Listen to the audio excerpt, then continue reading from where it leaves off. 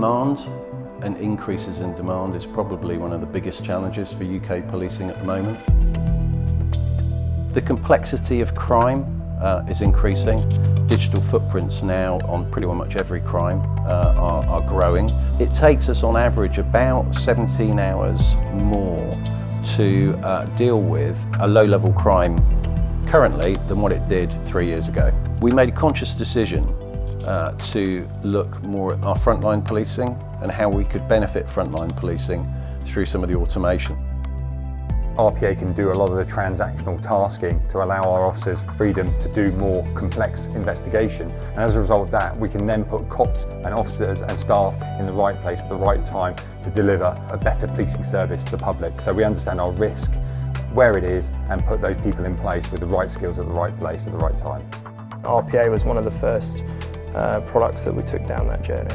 The opportunities for automation are massive in terms of getting systems that are either not possible to interact with or expensive to create integrations with to be able to talk to each other. The automation itself is delivering the equivalent of 50 FTEs worth of filing tasks. The benefit of removing this filing task from our frontline officers is the equivalent of 390,000 hours a year in Hampshire alone, which is the equivalent of getting 90 police officers back on the streets and doing the things that they need to do.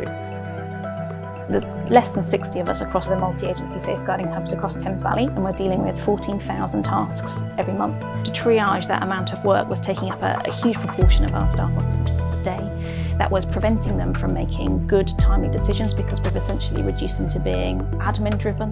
What RPA does for us is helps us to prioritise our workload to make sure that we're getting to those at highest risk of high harm first, often within an hour of that trigger coming to us. My message to other forces is that this doesn't have to be a complicated or long journey. We've done a lot of that complexity for them, and we'd be more than happy to share the benefits.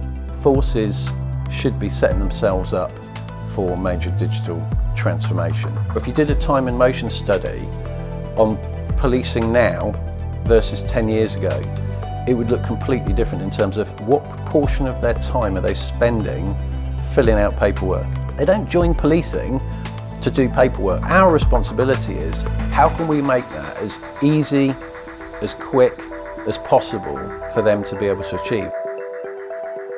At the end of the day, policing is about people.